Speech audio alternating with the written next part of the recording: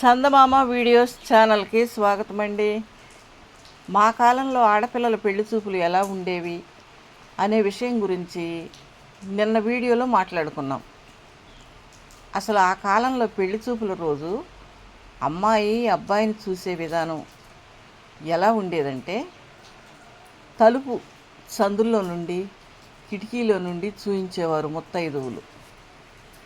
తల్లి తండ్రి పెద్దవాళ్ళ ఇష్టాలతోనే ఆ రోజుల్లో ఎక్కువ శాతం పెళ్ళిళ్ళు జరిగేవి.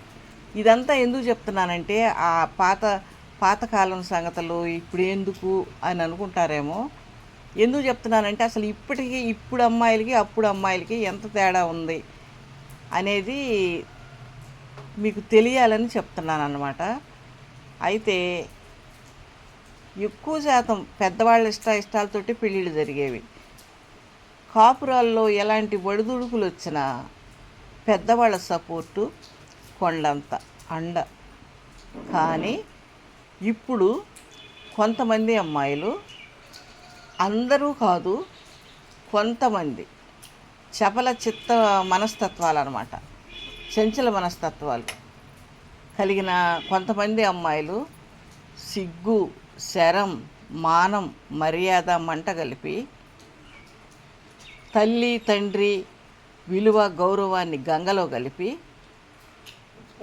లవ్వు అనే కొవ్వు బట్టి ఒళ్ళు బలుపుతో సహజీవనం అనే పేరు పెట్టుకుని సర్వం సమర్పయామి చేసుకుని వాడు మొహం చాటేయగానే లబో దిబో అంటూ రోడ్డు ఎక్కుతున్నారు. ఇలాంటి వాళ్ళందరికీ నాది చిన్న మాట. మీరు ముందు భవిష్యత్తుని దృష్టిలో ఉంచుకోండి. భవిష్యత్తుని దృష్టిలో పెట్టుకుని చదువు మీద శ్రద్ధ పెట్టి జీవితంలో ఆర్థికంగా ఎదగండి.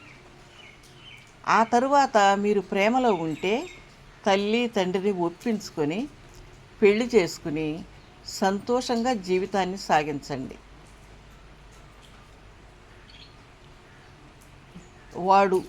వాడితో నేను సహజీవనం చేశాను, ఇద్దరం కలిసి ఉన్నాము, నేను నిలదప్పాను, నాకు అబార్షన్ చేయించాడు అని చెప్పుకుంటున్నారు. అవును, అబార్షన్ చేయిస్తాడు. అబార్షన్ చేయించుకేం చేస్తాడు? నువ్వు నిలదప్పాను అని చెప్పగానే పాత సినిమాలో హీరోలాగా నేను నిలదప్పాను అనగానే నిన్ను చేతులతో ఎత్తుకుని గిరగిరా తిప్పటానికి ఇది సినిమా కాదు, జీవితం.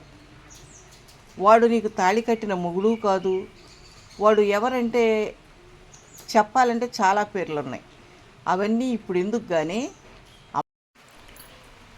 అమ్మాయిలు అబ్బాయిలు మీకు చాలా భవిష్యత్తు ఉంది. ఆ భవిష్యత్తుని భంగం చేసుకోవద్దు.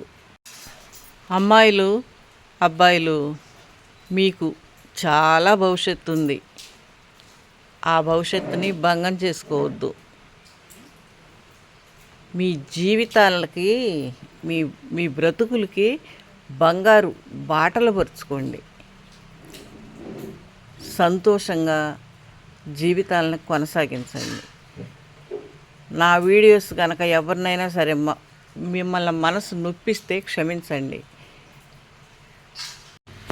మీ మంచి కోరి చెప్తున్నాను నేను. ఒక్కసారి ఆలోచించుకోండి. మీకు కనుక నా వీడియో నచ్చితే లైక్ చేయండి, షేర్ చేయండి, కామెంట్ చేయండి, సబ్స్క్రైబ్ చేయండి.